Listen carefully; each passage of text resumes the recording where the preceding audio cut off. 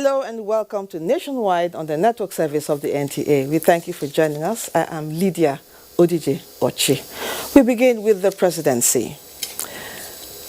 The ministry, President Muhammadu Buhari has assured Republic of Chad that Nigeria will always be there for them, as Nigeria and Chad are not only neighbors but brothers. A statement by the special advisor to the president on media and publicity, Femi Adesina, stated that the president made this assurance while receiving a special envoy from His Excellency President Idris Deby of Chad, adding that Nigeria appreciates the support she was getting in tackling insecurity from the neighboring country. The president said Nigeria is grateful to Chad for the diverse kinds of support given to combat the Boko Haram insurgency, and assures that Nigeria would always back up Chad in its local and international aspirations.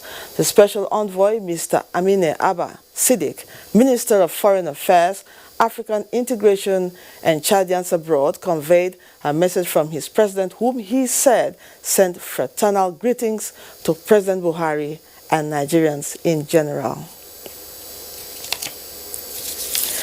The Ministry of Petroleum Resources, DPR, and the NNPC have been directed to give the necessary support to Walter Smith Refining and Petrochemical Company, including access to crude oil and condensate feedstock, towards expanding the capacity of its Modular Refinery to 50,000 barrels per day. President Muhammadu Buhari gave the directive at a virtual inauguration of the company's 5,000 barrels per day Modular Refinery in Imo State. Details will come in our subsequent bulletin. The federal government, the Senate has received executive communication requesting the confirmation of Professor Mahmoud Yakubu as INEC chairman for a second term. The request, in line with Section 154, subsection 1 of the 1999 Constitution of the Federal Republic of Nigeria, as amended, seeks Senate's approval for the appointment of Professor Mahmoud appointments for a final term. The President also requested the confirmation of the appointment of 7 nominees as chairman and members of the National Commission for Persons with Disabilities, with Hussaini Kangiwa as chairman. Names of 8 nominees were also presented for confirmation as Governing Council of the Hydropower Producing Areas, with Joseph Tofa as chairman and Umaru Aminu as full-time commissioners representing the Northwest in Pension Commission. Senate has called on the federal government to set up a panel to visit structures destroyed in all states during the EndSARS protests and gave the states 1% VAT to assist them rebuild these structures. The House of Representatives has passed for second reading the Petroleum Industry Bill, PIB. The bill, whose journey began in the Fifth Assembly, seeks a wholesale development of the oil and gas subsector through improved regulation, revenue generation, investment, and development of host communities. Debate on the general principles of the bill witnessed bipartisan support in the Green Chamber, as lawmakers stress that the PIB is the vehicle that will drive unprecedented reforms in the petroleum industry. Tuesday's plenary also featured the adoption of a matter of urgent public importance on the need to reinforce security in Chibok and Damboa local government areas of Borno State to curb incessant insurgency attacks. House Speaker Femi Gbajabiamila, while welcoming members back to plenary, noted key legislations before the House, such as the 2021 budget, the PIB, the Electoral Act Amendment Bill, and Police Service Commission repeal and reenactment bill, all of which require speedy passage. He also acknowledged the presence of the colleagues of the late Ifeanyi Okereke, who came to participate as the House honors the deceased. Members of the Inspector General of Police Committee on the Assessment of Losses Suffered by the Nigeria Police Force during the EndSARS crisis have assured the Anambra State Police Command and those affected by the protest of the IGP's commitment towards compensation for their loss. Udo Okoronkwo Chukwu reports that The members of the committee visited police formations in Anambra State with a message of restoration and patriotism. The committee, in order to achieve their objective, visited affected stations where they had one-on-one interactions with officers who came directly under the attack of the hoodlums. They were provided with forms where they are expected to fill in their losses. The team that visited affected formations in the state was led by the vice chairman of the committee, Atayero Patrick, a deputy commissioner of police.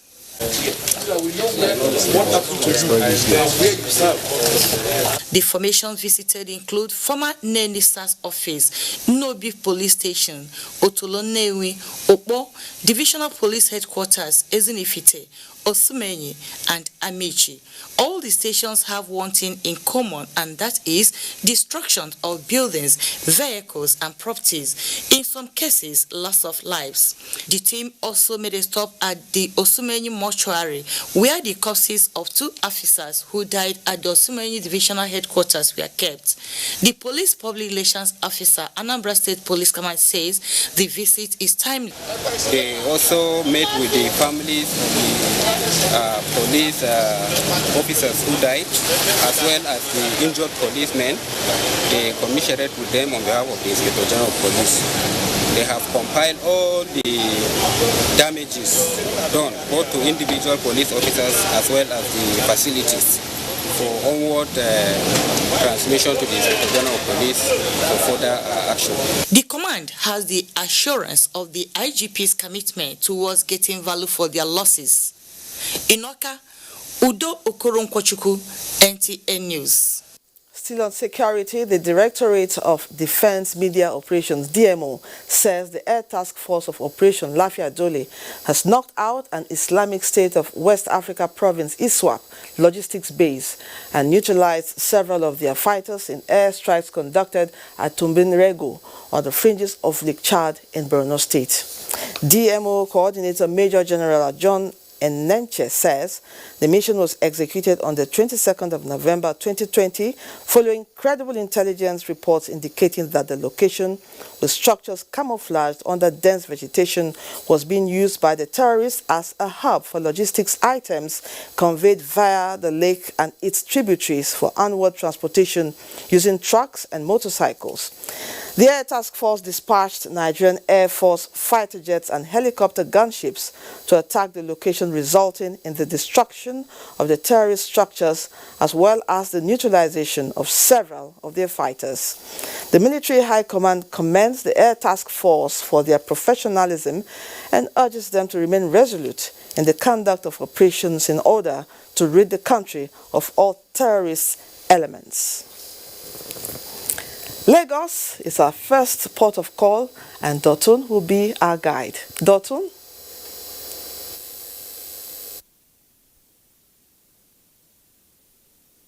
Lydia. Minister of Transportation Rotimi Amechi says the massive investment in railway is to achieve greater economic development and easier movement of cargo and passengers. The minister, during his monthly inspection of the Lagos-Ibadan railway project, also apologized to Nigerians for service interruptions on the Abuja-Kaduna route as a result of faulty locomotives, promising that more locomotives and wagons will soon be delivered to boost capacity. Gradually, the Lagos-Ibadan standard gauge rail line is taking shape, and the Ebute-Metta train station leaves little to the imagination of what to expect when completed, even at its present stage. Workers are busy with one job or the other, installing, fixing and grading, all in a bid to achieve deadline and the much anticipated resumption of passenger service. While it has become a routine inspection for the minister, this is the 28th since the project commenced, and the essence is to again put the contractors on their toes for timely delivery. They've worked for over 3-4 months and they've not lost anybody. The implication that COVID is no longer an excuse. So we will insist, and we've told the Permanent Secretary and I and the Chairman of NRC with the Managing Director and Director of NRC, we've agreed that the Technical Committee should meet with them tomorrow to ensure that they put not policies, measures that will ensure that the pace of work is increased. Issues around unresolved signaling system and other matters such as reduction of the workforce employed on the project and relocation of pipelines to link the rails with the Lagos port are set to be resolved. We have come across such pipelines at Ijora. We are trying to see that we relocate them before we can move. But beyond that, works have continued to progress into the port. A well-functioning rail system is an absolute imperative to unlock the potential of this economy. And as the train runs faster, with every inspection, the Nigerian Railway Corporation is more confident that lives and businesses would benefit immensely when the rail begins commercial operations. Away from the rails, private security firms are evolving strategies capable of involving service delivery in line with prevailing new normal that protects individuals from coronavirus. Stakeholders at the 13th Annual Conference of the Nigerian Institute for Industrial Security, NIIS, Lagos, exchanged ideas on how to improve on the existing protocols. Lynn Leneke reports. The more than 2.5 million personnel in the private security sector have contributed immensely to public safety by complementing the efforts of the police in particular. This gathering had experts revealing more strategies the Institute can adopt in order to fulfill their mandate in an environment that is adjusting to the safety attitude required to combat COVID-19.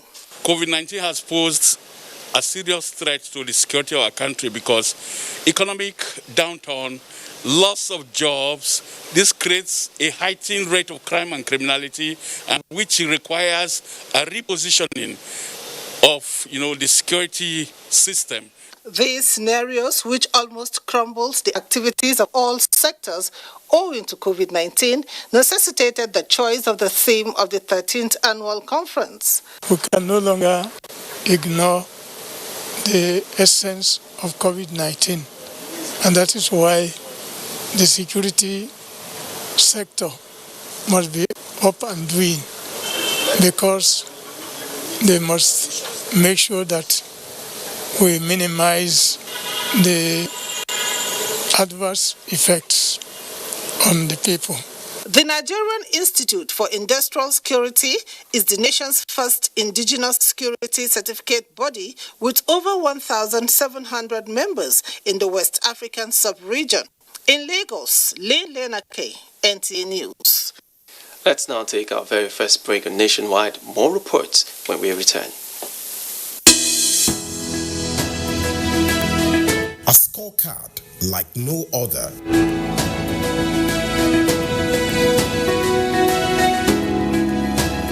Government has put in place measures and initiatives principally targeted at youths, women, and the most vulnerable groups in our society.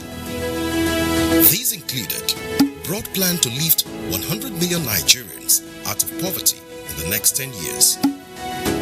The creation of 75 billion naira National Youth Investment Fund to provide opportunities for the youths, and the Micro, Small and Medium Enterprises Survivor Fund, through which government is A. Paying 3-month salaries of the staff of 100,000 micro, small and medium enterprises. B. Paying for the registration of 250,000 businesses at the Corporate Affairs Commission. C. Giving a grant of 30,000 naira to 100,000 artisans and guaranteeing market for the product of traders. These are in addition to many other initiatives such as farmer money, trader money, market money, N-Power, N-Tech, and N-Agro. These and more in spite of a recession and a global pandemic.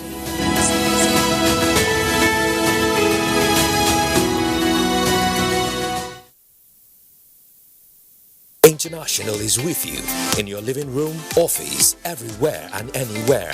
We provide the company you desire in terms of balanced and up-to-date news, programs and the best of entertainment. Tune in to DSTV channel 251, GoTV channel 91, Freeview UK channel 264, or you can download www.visiontv.co.uk. App for iOS or Android, Intelsat 901 degree east. You can also see us on Facebook and YouTube for quality content on the go. NTA International, Africa's window to the world. These days, people get their news and information from more media sources than ever before. Some of the news and information given are fake, unverified, doctored, and manufactured to create confusion, stir disaffection, and cause disunity. Before you believe or share any news, ask yourself, is this real? Is it from a credible source? Is it verified or verifiable? Fake news is dangerous, whether you do it for fun or for political gains. Real people can get hurt. Fake news, don't create it, don't spread it. This is a public service announcement from NTA. Our younger generation to use talent and brain to sort out problems, not arms. Nigerian youth, let's build our nation together.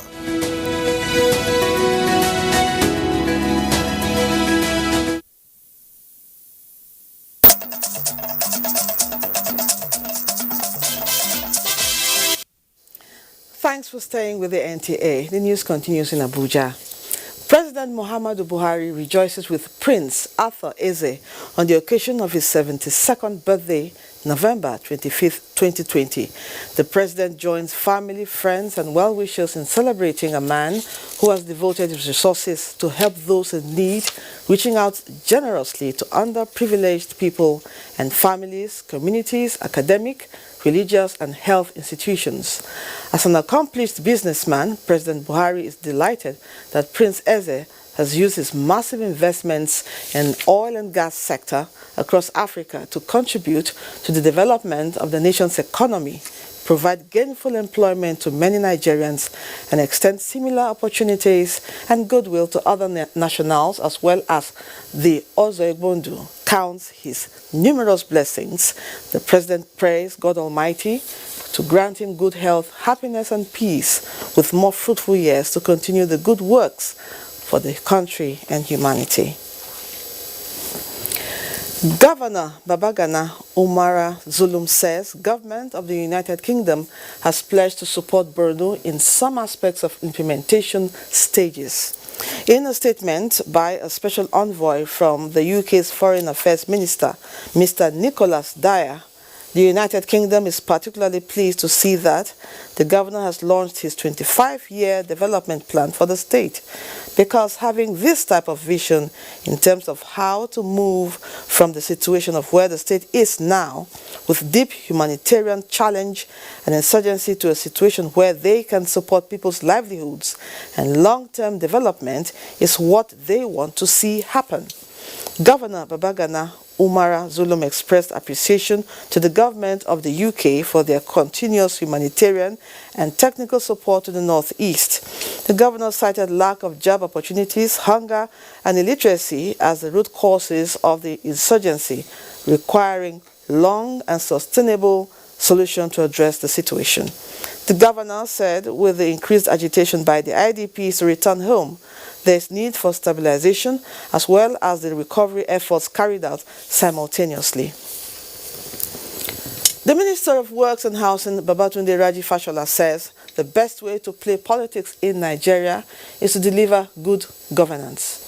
The minister, while interacting with journalists in Abuja on the activities of the ministry under the Buhari administration, also believes that the All Progressives Congress will retain power in 2023 if the party keeps to its promises to the people. Salihu Abdullahi Gwanara reports. Globally, both the developed and developing countries are currently faced with economic challenges due to the coronavirus pandemic.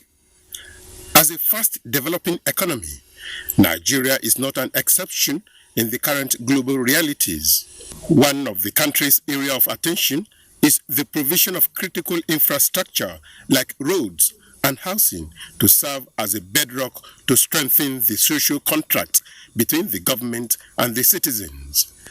In view of this, the Minister of Works and Housing, Babatunde Raji Fashola, says 711 road contracts covering 13,000 kilometers and the positive transformation in the housing sector across the country are the priority of the Buhari administration. So you are driving through progress. How you will know is that if you are using the road, like Enugu to Port Harcourt, you will know that your travel time has reduced. Journeys that needed you to go for 2 days to return, you can go same day and come back, even though we haven't finished. And the way to get the best out of those roads is first to use them properly. Reacting to some political developments affecting the APC, the minister urged party faithful to respect and support the party's caretaker committee to enable them achieve their mandate. If there is a crisis that has now led us to have a caretaker committee, we must also respect the caretaker committee. Let it do its job. Those of us who didn't contest to hold party offices, who now found ourselves here, let's focus on our job too. The Buhari administration, he added, is mindful of providing equal development across the country. In Abuja, Salihu Abdullahi Gwanara, NTA News. Meanwhile, the National Working Committee of the People's Democratic Party has formally inaugurated the party's caretaker committee for Ebonyi State. Timothy Yusuf reports that the committee is to run the affairs of the party in the state, pending a state congress within the next 90 days. Congratulations. Inauguration of caretaker committee to run the affairs of the People's Democratic Party in Ebonyi State. The state chapter of the executive committee of the party was dissolved following the recent defection of the state governor and leader of the party, David Umahi, to Governing All Progressives Congress. NWC enjoins members and supporters not to despair but remain committed to the ideals of the party. Be rest assured that the NWC will continue to support you, will continue to be with you, and will continue to interact and guide you so that you can take PDP to greater heights. On behalf of my members, in particular, and the state PDP, we assure you that we do our best. Speakers, including former President of the Senate and Secretary to the Government of the Federation, Ayim Pius Ayim, restated loyalty to the PDP, promising that the party will be repositioned for better performance in future. In Abuja, Timothy Yusuf, NTA News. More on politics. Political analysts are urging the National Assembly to ensure that fundamental electoral reform is undertaken before the next general election to deepen democracy in the country. Discussing electoral reforms on NTA's Good Morning Nigeria, they reiterated the need to amend sections of the 2010 Electoral Act to cure the ills that have plagued previous elections in Nigeria. Kemini Williams has that.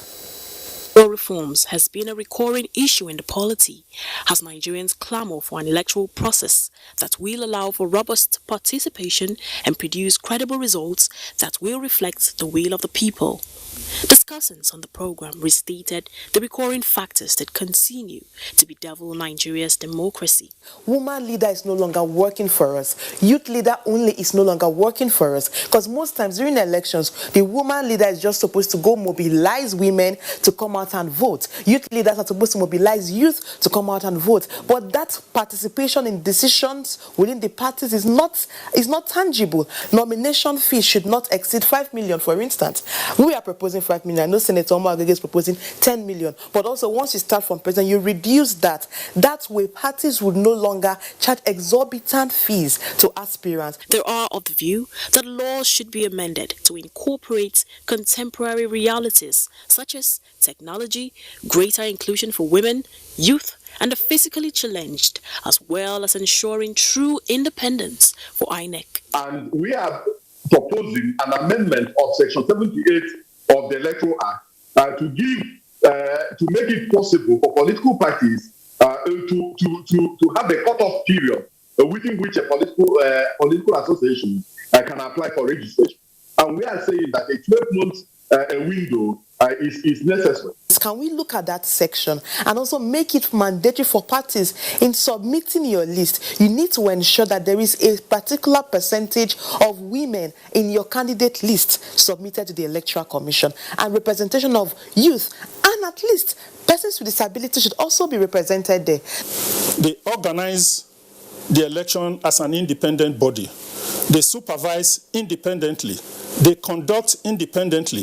Why shouldn't they declare the result independently? Why should they share this power with the courts that were not anywhere close to where the elections were conducted? In my view, the power of the courts should end with nullifying the election if there had been non-compliance with the law, or where there were irregularities, or where the candidate was not qualified. They can annul the election. Some, however, expressed concern over the vulnerability of electronic transmission of votes to cyber attacks, while other analysts suggested that the manual process should complement the deployment of technology. In Abuja, Ekemini Williams, NTN News. Next is Joss, and Frama is standing by with more reports on Nationwide. Hello.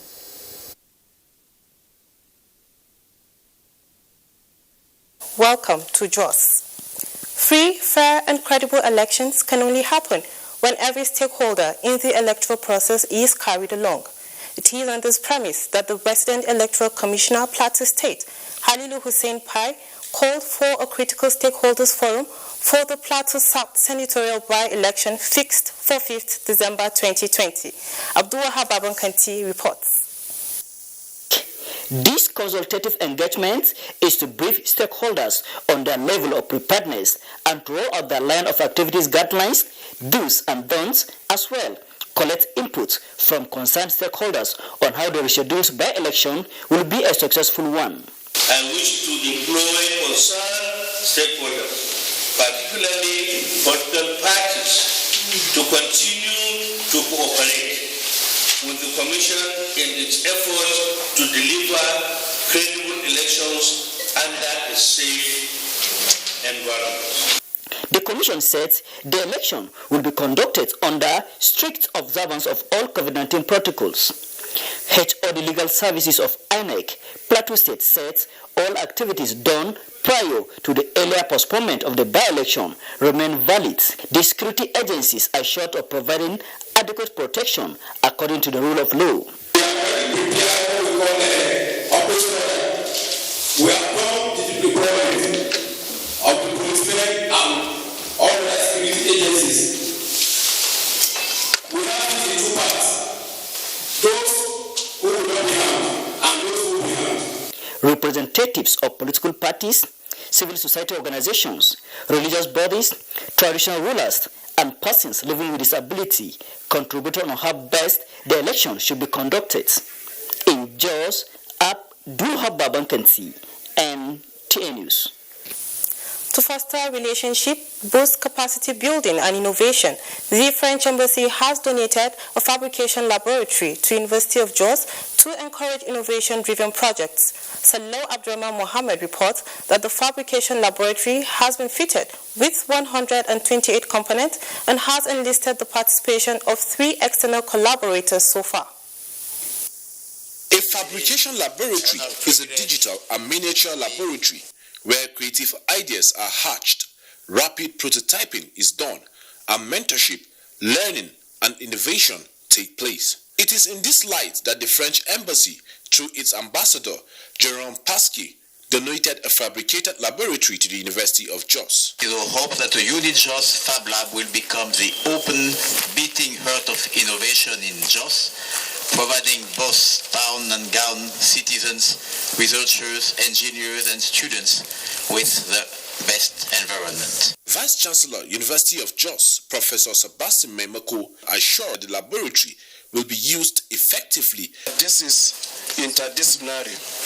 That is, other faculties can come here to conduct their research. This is one of those things that a university that is known for research will always be appreciative of. The fabrication laboratory in University of Jos, which is called the French Unijos Fabrication Center, is an intervention by the French government to help in the development of human resources, capacity of students, staff of the University of Jos and their surrounding communities. In Jos, Salau Abdurrahman Mohammed, NTA News. And that's all we have from Jos. It's back to Lydia in Abuja for the continuation of Nationwide. Many thanks, Frama. An initiative that will enhance rescue operations during emergencies in the country has been initiated by the management of the University of Abuja as part of efforts to enable it compete favorably globally. This is as the Vice-Chancellor signed a Memorandum of Understanding with Center for Paramedics and Emergency Health Service. Abdullahi Musa Suleja reports. Since the coming of the present management of the university over a year ago, initiatives have been introduced to uplift the institution with a view to meeting the aspiration of its founding fathers. So, the university finds it unacceptable to allow emergency situations in the country go unattended to. Hence, the swift action through this partnership to train personnel. And what we have sought to do with our partners is to start through this center for paramedics and emergency medicine, to start a kind of first responder, a kind of tradition, that will focus on first-rate research, first-rate world-class services, training of individuals about how to do world-class, intervention in those kind of things. How do we establish information? Because if there's an accident, there has to be quick information to invite those who will rescue.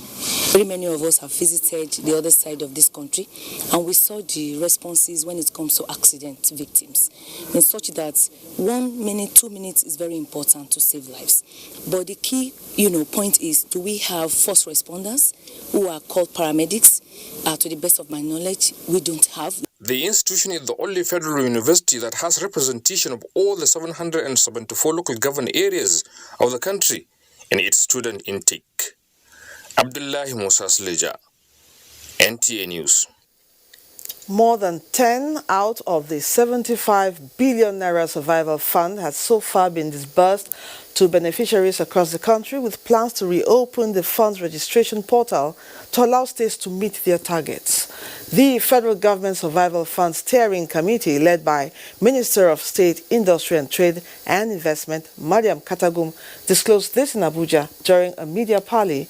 Benny Adams was there. Yes, I don't get a lot. In confirming Hafiz's testimony, the committee members affirmed that all prospective beneficiaries' need is to get captured, verified and receive payment without knowing anyone or paying a dime. But once that, beneficiaries are selected on first-come, first-served basis. However, due to the inability of some states to meet their targets, the portal is likely to be reopened to accommodate some specific states. So far, 16,253 MSMEs, accounting for a total of 101,567 beneficiaries, have been captured. A further breakdown shows that 30,000 naira each was disbursed to 94,696 beneficiaries, while 50,000 naira was paid to 6,871 beneficiaries. The above numbers have 2.6% of beneficiaries with special needs, while 43% of the number belong to female-owned enterprises. For the artisans, we have reached our percentages of getting the 45%. And I think in some states, the female artisans slightly outnumbered the male artisans. Other components of the scheme are ongoing, with formalization support scheme being implemented by the Corporate Affairs Commission, having 250,000 new businesses to register, while the Transport and Guarantee of Taker scheme takes off in due time. Benny Adams, NTA News. We now have the complete package of President Muhammadu Buhari's virtual inauguration of the Ibigwe Modular Refinery. State House correspondent Adamu Sambo will give us that. The Walter Smith Modular Refinery, first and the largest so far in Nigeria, has a crude oil storage capacity of 60,000 barrels and is projected to deliver over 271 million liters per annum of refined petroleum products, including kerosene, diesel, and heavy fuel oils to the domestic market. Presently refining 5,000 barrels per day, the company is looking at 50,000 barrels per day refining capacity that will come with a planned additional 2 modules, which will then add PMS, aviation fuel, and LPG to the product slates. President Muhammadu Buhari is delighted that after many years of giving licenses for the establishment of modular refineries by successive governments without success, one has formally come on stream within 2 years of the commencement of his administration's refinery roadmap. The development of modular refineries represents one of the 4 key elements of our refinery roadmap rolled out in 2018, aimed at addressing the challenges in the downstream sector to meet our local needs and eliminate importation of petroleum products. The realization of the refinery roadmap will ultimately lead us to becoming a net exporter of petroleum products, not only to our neighboring countries, but to worldwide market. The president noted with satisfaction the increased momentum in the other 3 focus areas of the roadmap, covering the rehabilitation of existing refineries, collocation of new refineries, and construction of greenfield refineries. In line with our agenda on job creation, I am pleased to note that hundreds of direct and indirect jobs were created during the construction of the first phase of the project, in addition to the various business opportunities.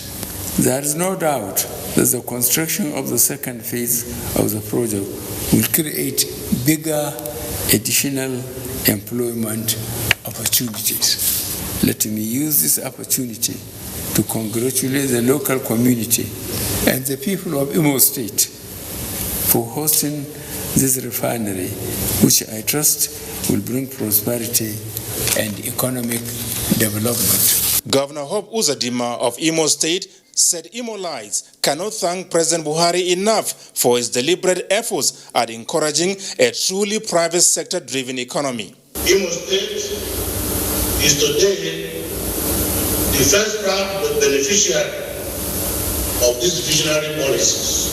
President Buhari is the undisputed champion of walking the talk, of ensuring private sector participation in an economy that has always been public sector driven.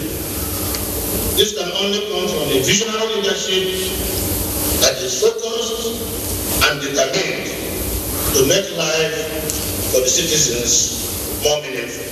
This is only the beginning. After now, there are a lot of other refineries in line to be commissioned, and we are hoping that very soon the in-country capacity to refine will be up to as much as 250,000 barrels per day. Today marks an important ovation and indeed a milestone in our quest to ensure robust energy independence through gradual reduction in the importation of petroleum products into our country. Walter Smith obtained license for the modular refinery in June 2015, got the authority to construct in March 2017, commenced construction in October 2018, and delivered in less than 24 hours ahead of schedule, thereby beginning to change the narrative in the nation's struggle towards securing petroleum products for domestic consumption. From the State House, Adamu Sambu, NTA News. A summit to provide productivity, knowledge, and ideas that will guide top public servants through the complexities of COVID-19 is ongoing in Abuja. Participants, mostly top government functionaries across the states, are participating in this 2-day leadership summit. Emmanuel Ayimiro reports. The uncertainty of COVID-19 has left everyone in doubt of when the world will overcome the negative effects of the pandemic and its consequences over the economy, health, and livelihoods.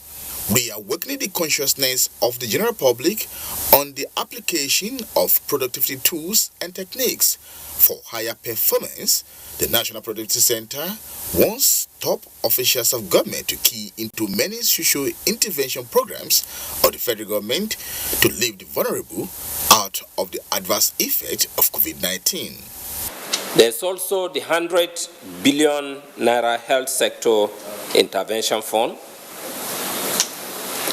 We also have the 260 billion SME survival fund to sustain at least 500 jobs in 50,000 SMEs. Great nations are built by the creativity, hard work, innovativeness, and pursuit of excellence by its citizenry, who must therefore resolve, both at the individual and organizational level, to develop the productivity mindset which will steer us to the nation of our dream.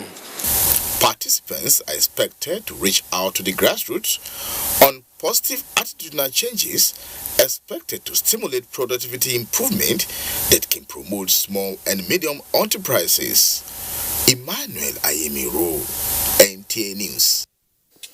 Operations of NTA Abeokuta has again received a major boost with the donation of a new operational vehicle to the station. This fresh wind in the sail of the station is courtesy of former governor of Ogun State and the senator representing Ogun Central Senatorial District, Senator Ibikunle Amosun. The tools that aids the quest of a media organization in the achievement of its core mandate of informing, entertaining, and educating the people is mobility. The atmosphere at the Obwe Administrative Office of NTA Abeokuta was that of joy and a renewed sense of enthusiasm as the General Manager, Fumi Wakama, joined by other members of management and staff, took delivery of a new addition to the station's operational fleet. The gift, one Isuzu Hilux operational vehicle, is courtesy former Governor of Ogun State and the Senator representing Ogun Central, Ibikunle Amosun. This is the key, and may he not be involved in any kind of accident. Presenting the vehicle to the General Manager on behalf of Senator Amosun, his special advisor on media, Alhaji Bola Adeyemi, said the vision and modest achievements of the current leadership of the station towards returning NTA Abeokuta to its golden era was the reason behind the gesture. Once it decides that this thing is in need, you need the thing, it gives to you, depending on what was available. There was a day he came on a visit to NTA Abeokuta and said he was going to assist us. He's been very supportive. Yes, he has been very supportive. So, and we hope that many more people will take a cue from this and support NTA Abeokuta. With the car gift, Senator Ibikunle Amosun has sustained his tradition of supporting the station, which is under his constitution. You're still watching Nationwide on the NTA. Let's take you to Ibadan, where Adebola is standing by. Hello, Adebola. Thank you, Lydia. Good afternoon and welcome to Ibadan. Osun State government is taking steps to avert the recurrence of what led to wanton destruction of property during the EndSARS protest in the state. The state organized the stakeholders' engagement on the aftermath of the protest. Femi Afari-Ogun was there. Osun State over the years has enjoyed relative peace. The unfortunate incident during the EndSARS protest that led to looting and arrest is the reason behind this engagement with stakeholders by the state government to prevent future reoccurrence. We need regular youth engagement. There is need to stop the political patronage of criminal syndicates within the state. Governor Yetola, who is also a victim of the hijacked protest, says now is the time to take advantage of the potentials in Nigerian youths for meaningful development. Aside appropriating 2% of the 2021 budget estimate for youth development, the state government has developed a youth policy that will be unveiled soon. The people, including the youth, are the reason why we're in government. We have developed a youth policy christened the 4 E's: youth empowerment, youth engagement, youth entrepreneurship, and youth education. The general concession is that dialogue remains the key to solving people's agitations and demands from government. In Osogbo, Femi Afariogun, NTA News. And the need to be rightly informed about early signs of sexual and gender-based violence for relevant stakeholders has been identified as a panacea to curbing the menace in the society. This came to the fore at a sensitization workshop by the Nigeria Security and Civil Defense Corps. Omakende Igbari was there. Her report is here presented. Denying the girl child access to basic needs of life, access to good health care, female genital mutilation are among ways of violating child's rights in the society. People are free to explain or to come and lodge their complaint with us, and we do justice to it. The rate at which the deferment cases of minor are reported in our office on daily basis was becoming too high. Despite the declaration of the child rights by the United Nations, women and children are still experiencing one form of violence or the other. What then is the way forward? A child that is doing anything wrong, the responsibility is from his or her parents. We need you to discover your talents and start using it positively. We need you to believe in the Nigerian dream. There is no case of child abuse that when you trace it back, you won't trace it back to neglect on the part of the parent. Speakers at the event were unanimous on the need to collaborate with law enforcement agencies to expose and punish offenders of gender-based violence to serve as deterrents. That's it from Ibadan. Lydia, it's back to you in Abuja. Good to see you. Thank you, Adebola. Let's take another break. Nationwide will continue. The Council of Our Fathers. I believe we have fought one civil war too many in this country. So those who experience it will run away from it. Nigerian youths, let's build our nation together.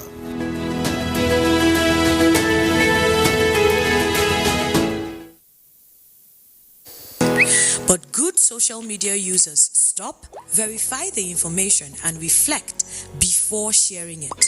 Now, are you a good social media user? Stop the spread of fake news. Verify the authenticity of your source for a better Nigeria. This message is from the National Orientation Agency.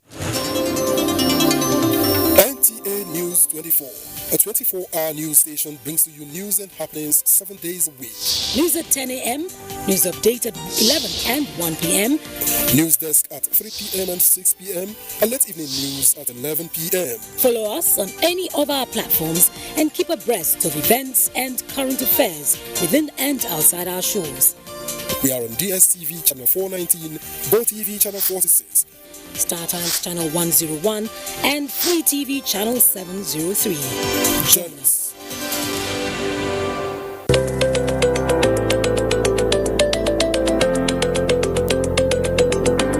My name is Nando Jamda Muhammad. Stevita Hussein Musa. Roduna Joel Finji. Said Musa John. I'm a carpenter.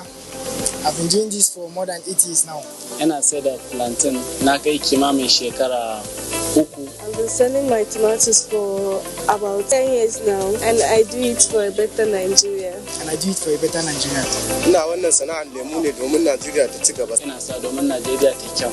And you can see we are doing our small little work to make Nigeria great. As you can see, I'm a technician and I'm doing it to help myself and to help my generation. Ina zaune ne a plateau na business.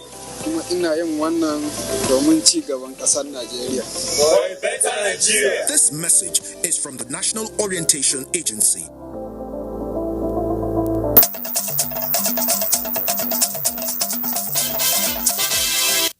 Welcome back. Sadia is standing by with more stories from that zone. Lydia, thanks for joining us. The Memorandum of Understanding recently signed between Nigeria and Niger Republic to build rail line will provide huge trade to the volume of 30 million tons. Secretary General Nigeria-Niger Joint Commission for Cooperation, Ambassador Rabiu Akawu, made this assertion at the preparatory meeting for the 40th session of the Council of Ministers held in Sokoto. Shehu Muhammad Detti reports that Director General Nigerian Television Authority, represented by the Zonal Director, NTA Sokoto Network Center, Saudat Suleiman. The Nigeria-Niger Joint Commission for Cooperation was established in 1971 to boost cooperation and regional integration between the two countries.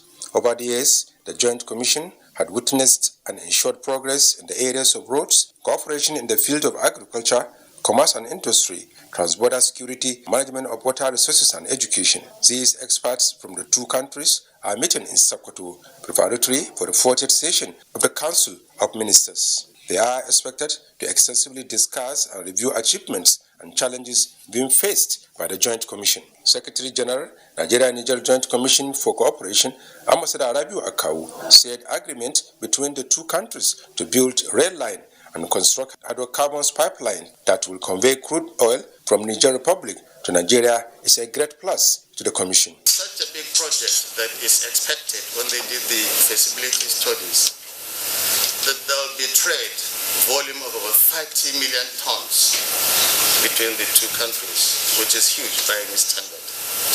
I therefore enjoin participants from both sides to dedicate their efforts to the noble objective of strengthening the cooperation between the two friendly countries. Director General Bilateral Relations Department, Ministry of Foreign Affairs, Niger Republic, Hamidu Sabo, assured that his country will continue to work with Nigeria to fight insecurity, boost trade and transportation, as well as strengthen the existing ties of relationship between the two countries. In Sokoto, Shehu Muhammad Detti, NTA News. Now, the use of solar energy technologies has been identified as a tool that will provide access to energy as well as guarantee sustainable development. This came to the fore at the opening of the 38th National Solar Energy Forum in Sokoto. Lata Abdullahi reports that the Minister of Science and Technology was represented by the Director General, Energy Commission of Nigeria. The forum is an annual event that provides platform for stakeholders in renewable energy to meet and interact on the prospects of technology and development under the sector. Nigeria is among the countries blessed with abundant renewable energy resources, particularly from the sun energy, which also provide parameters that can easily mitigate coronavirus, leading to very low effect of the pandemic when compared to other nations of the world. The theme for this year's forum, solar energy in post-COVID-19 economy, is no doubt apt and timely as policymakers and the industrialists brainstorm on how best to explore, innovate, and deploy renewable energy resources to improve